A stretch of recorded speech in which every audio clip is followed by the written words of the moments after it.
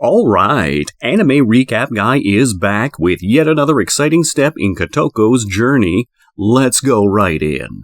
When Kuro inquires whether Kotoko has heard anything about Rika yet, she replies that while she has been getting minor eyewitness reports here and there hasn't been anything solid that she could use to track Rika down. She says that every yokai and ayakashi has been told to immediately contact Kotoko if they spot Rika, but considering that it was almost a year since Rika was last seen, it was quite possible that she is avoiding places with too many ghosts and monsters. She ponders, sadly, how helpful it would be if Rika stuck to one particular place for a long time to make it easier to nab her. Recalling the time when Rika was staying at Kotoko's mansion with her, she thinks of a conversation they had about their fears, when Rika kept trying to scare Kotoko about losing Kuro one day. Kotoko had ended up mumbling in her pillow that she cannot answer honestly because Kuro cares a lot about Rika. Instead, she had asked Rika what she feared. Looking straight at her, Rika had replied that Kotoko scares her the most. At this, Kuro realizes that Rika definitely hates Kotoko. 2 months before this conversation between Kotoko and Kuro, we are shown Rika, who has recently moved to a new place and is meeting the building manager, Kazuyuki. While he apologizes for having forgotten to take the tape off her mailbox, his girlfriend, Marumi Oki, gets there and is introduced to Rika. When Kazuyuki asks whether Rika was on her way out somewhere, she replies that she was off to the horse race and takes her leave. Just when Marumi makes to ask Kazuyuki something about Rika's apartment, they hear the sound of an accident on the street. Rushing to check, they see that a truck has hit Rika pretty hard. A woman nearby informs them that Rika saved her kid and got hit herself, asking Marumi to call for an ambulance. Kazuyuki runs to check on Rika and is shocked to see her completely alright. Seeing how stunned Kazuyuki was, Rika tries explaining her situation away by saying that it was just like being hit by a blunt edge of a sword. Alright, as if a truck has a blunt edge, Rika. That evening, Kazuyuki and Marumi discuss how 3 suicides have occurred within a year in Rika's apartment, and that if anything happened to Rika, then the apartment would surely be branded as haunted and drive its rate even lower than it already was. The news gives out the results of the horse race just then, and Kazuyuki checks Rika's ticket that he had found on the ground earlier. Just when he realizes that Rika has possibly won herself 2.6 million yen, the doorbell startles both of them. Even more surprising is that they find Rika on the other side, already looking as good as new. Excited about Rika's win, Marumi presents her ticket back, for which Rika thanks her. When she is about to go back to her place,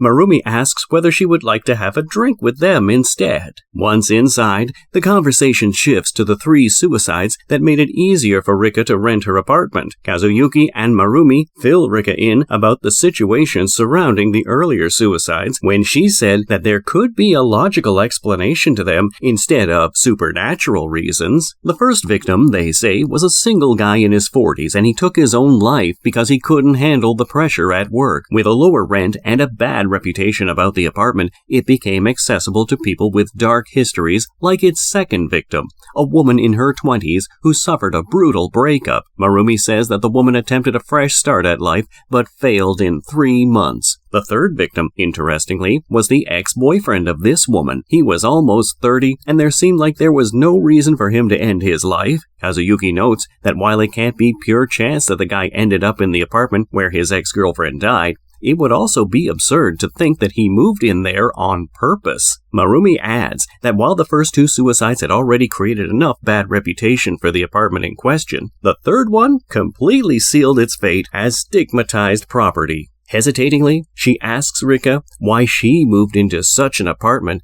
seeing that she isn't exactly short on cash. Rika launches into an explanation about how one of her cousins ended up with an awful girl. Speak respectfully about the god of wisdom, will ya, Rika? Continuing her story, Rika says that the couple kept getting closer, which is why she decided to put a stop to it. While talking about how horrible it was to see her cousin with such a bad partner, she accidentally says that she and her cousin would have been able to get rid of the girl if they became actual humans. She says that she has tried a lot of things, but ended up having to go into hiding instead. Kazuyuki was still stuck on her previous statement about becoming human beings. Totally with you, dude. It sure is shocking to hear it that way. Rika, on the other hand, just brushes it away by saying that the girl is just too far from proper, and there wasn't any other meaning to what she said. She adds that all of this mess is why she is renting the apartment, but as it would be a bad thing if she got caught there, she won't be around for much longer. Seeing how devastated Rika is over needing to help her cousin get rid of his girlfriend,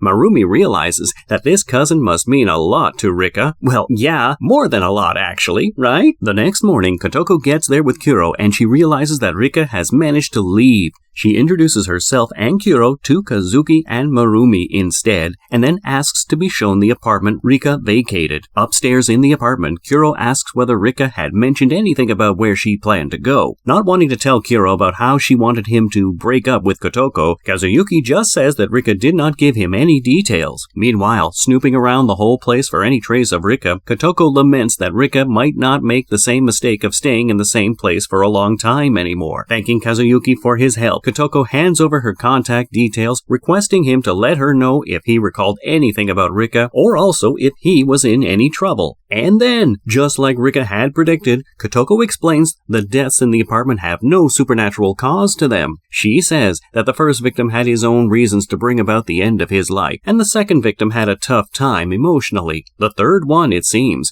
was traumatized thinking about whether it was his fault for the death of his ex-girlfriend. Even if the law didn't hold him responsible, he still might have faced bullying from his friends or family. Hence, for his own peace of mind, he decided to rent the apartment himself. Living there for 3 months without an issue, he must have realized that since it wasn't haunted, his ex-girlfriend died because she couldn't handle the trauma he gave her. This must have acted as a confirmation of his responsibility in her death, and hence, he decided to end his life as well. Wow, Kotoko, how do you even come up with such stories? Walking back towards home, Kuro asks Kotoko whether there was any truth to her explanation of the apartment. She replies that she cannot really guess correctly, as it was definitely possible that the third victim was a heartless guy, and his death had nothing to do with his ex-girlfriend. She says that she just provided the building manager with an explanation that seemed like it could be real, and also adds that she was being honest when she said that the place wasn't haunted. She reminds Kuro that ghosts wouldn't dwell in a place with Rika around because, for them, she would seem horrible and even smell nasty, exactly like Yuki Onna reacted to Kuro. Stopping to watch the fireworks, she wonders if Rika described her to people as an awful person. Of course she knows. She is the god of wisdom after all. Hoisting her up so she can see the fireworks better, Kuro replies that she could be seen as awful, considering she isn't really afraid of anything. Disagreeing, she says that there is something that she is scared of. Refusing to elaborate, though, she says that it is better to have a few secrets in a relationship. Saying so, she bends to kiss him. Now, wasn't that a nice bit of advice? You guys keep an eye out for Rika, and I'll see you next time.